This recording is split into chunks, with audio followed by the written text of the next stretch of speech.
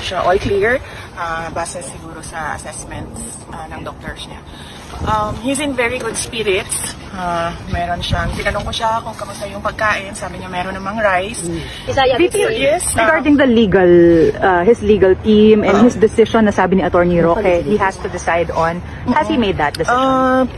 Very very general lang ang pwede ko i-discuss about the legal team and the legal strategies and kung anong mga ways forward legally. Unang-una, his team is headed by Attorney Nicholas Kaufman, and then meron pa akong mga kakausapin ng mga lawyers, no? Meron pang darating na isang abogado, i-interview ko siya para sumali sa team. And then once maayos na yung team for ICC, mag-withdraw si Attorney Medialdea kasi meron lang limited na mga slots for lawyers, and we want all the lawyers on board na merong ICC experience. So, Attorney Harry Roque po, hindi po kasama? So far, hindi siya kasama sa legal team. Bakit po? Dalawa pa lang po. Yung potential na kakausapin pa lang, if ever. Meron na kaming listahan, pero yung isa kasi darating siya dito. So, puro foreign po? Foreign po yun? Yes, oo. Ilan po kaya? Kung ilan, you may have to ask Attorney Kaufman. Bakit po hindi kasama si Attorney Roque? Well, because hindi pa kasi na-establish kung ano yung basis ng pag-stay niya dito sa Netherlands. And we don't want complications pa. Gusto namin nakatutok talaga yung lawyers doon sa kaso. And right now, I heard applying for asylum, and he publicly announced that already. So we want him to focus on his asylum. And then we want our lawyers to focus on it. Ngayon po ay araw ng... Anong araw ba ngayon? Hindi ko na maalala kung anong araw ngayon. Anong araw na nga ba ngayon dito sa amin? Tuesday, kaya po tayo merong Spokes Hour. Ngayon po ay Martes, no? At ako po ngayon, alam nyo naman po, ay nasa Dahig. Lilinawin ko po, hindi po ito press briefing. Kahapon po, nag-request si VP Sara na wala mo ng balita. At ako'y nakiusap naman na kung po pwede, ma-broadcast ko lang yung si ES Medialdea para masabi niya sa taong bayan kung paano ang kalagayan ni Presidente nung siya'y bumisita kahapon. So nagawa naman po natin yan, at matapos yan, ako po'y sumunod naman sa request ni VP Sara. Kaya sa mga kapatid natin sa media, no, hindi po ito press briefing, ito po yung aking regular na Spokes Hour na ginagawa ko tuwing Tuesday, Thursday, and Saturday.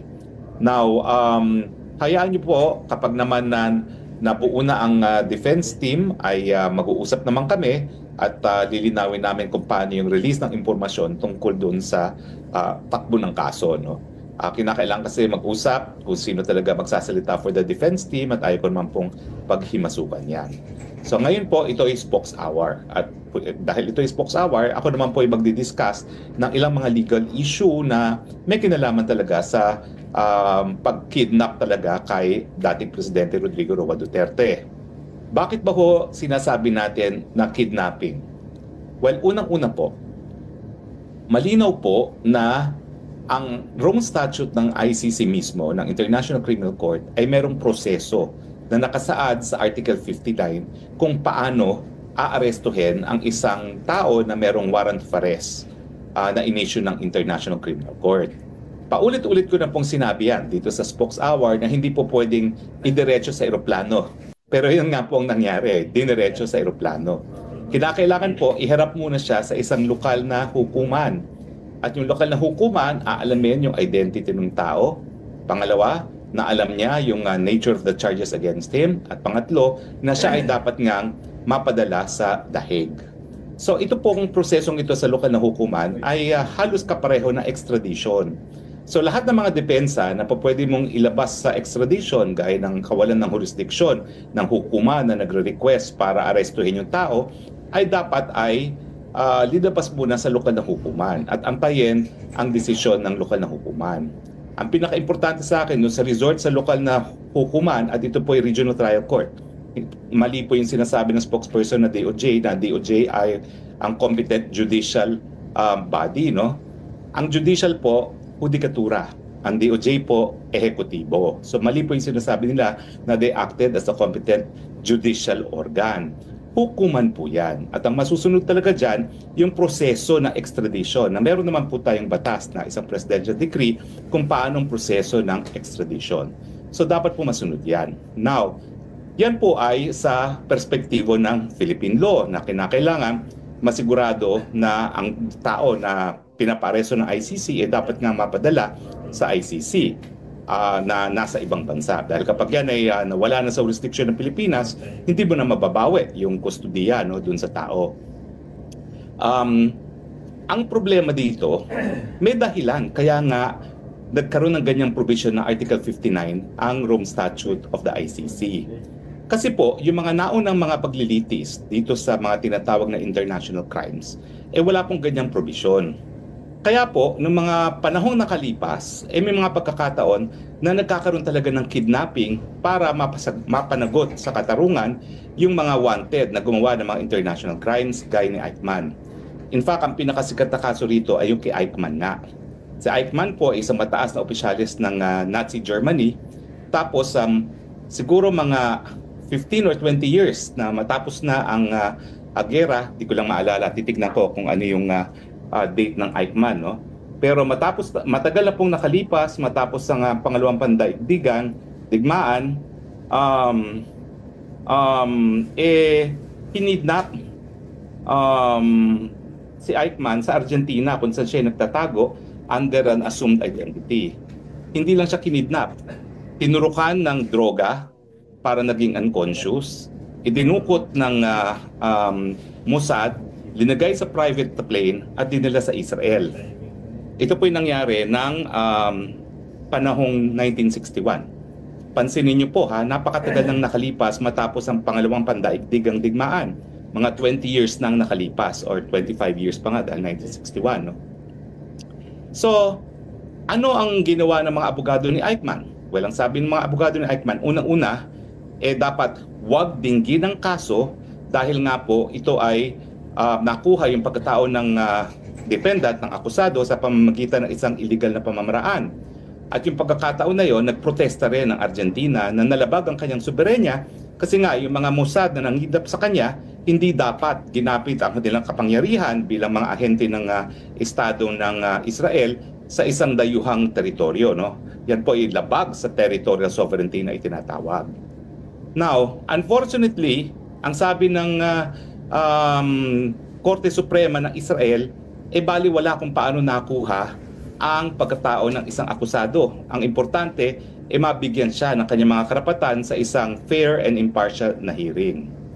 Now, bakit hindi maa-apply ang desisyon sa Eichmann dito sa kaso ni Presidente Duterte? Unang-una, hindi naman kasi siya liniliti sa Israel. Okay?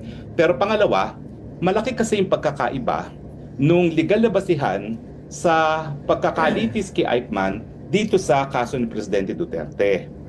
Yung pagkakalitis kay Eichmann, yan ay ang base po niyan ay yung tinatawag nating customary international law na pati Pilipinas ay sakop. At sinasabi ng customary international law na yung ang mga war crimes at crimes against humanity, miski wala kang lokal na batas, ay dapat maparusahan ang mga gumagawa o lumabag sa ganyang batas. At pangalawa, kahit nasaan nga yung taong yan, pwede siyang malitis. So ito, ang ginawang mga krimen ng Nazi ay nasa Europa, Germany at the rest of Europe, pero ang naglitis ay Israel. Maski na wala pang estadong ng Israel nung ginawa ang krimen nung pangalawang pandaigdigang digmaan. Pangatlo, hindi yan nagpe-prescribe, kaya nga napakatagal na ng panahon nakalipas, pwede pa rin siyang litisin. Bakit ito nagkakaiba sa kaso ni Presidente Duterte? Kasi ang jurisdiction, ang nagbibigay ng legal na basihan sa kanyang paglilitis ay hindi po customary international law. Ito po ay sa pamamagitan ng isang tratado. Ito nga po ay tinatawag ng Rome Statute of the International Criminal Court. At sang-ayon po sa Rome Statute, ang kapangyarihan ng hukuman ay hindi nakabase sa customary international law, bagamat yung tratado na bumuo ng Rome Statute nga of the ICC ay nakabase rin sa customary international law.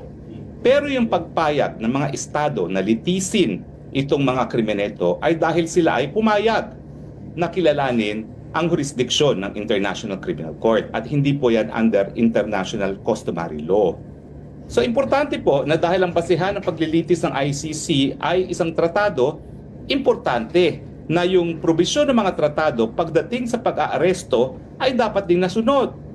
At dyan po pumapasok yung Article 59 ng ICC Rome Statute na nagsasabi na dapat talaga dadaan yan sa lokal na hukuman, aakto para siyang request for extradition, sisiguraduhin hindi lang yung pagkatao ng nais na ipa-extradite, kung hindi importante na masiguro na yung kanyang mga karapatan ay rinirespeto ng bansang humihingi sa kanya o di naman kaya yung hukuman humihingi sa kanya at yung karapatan ng tao mismo sa lokal na batas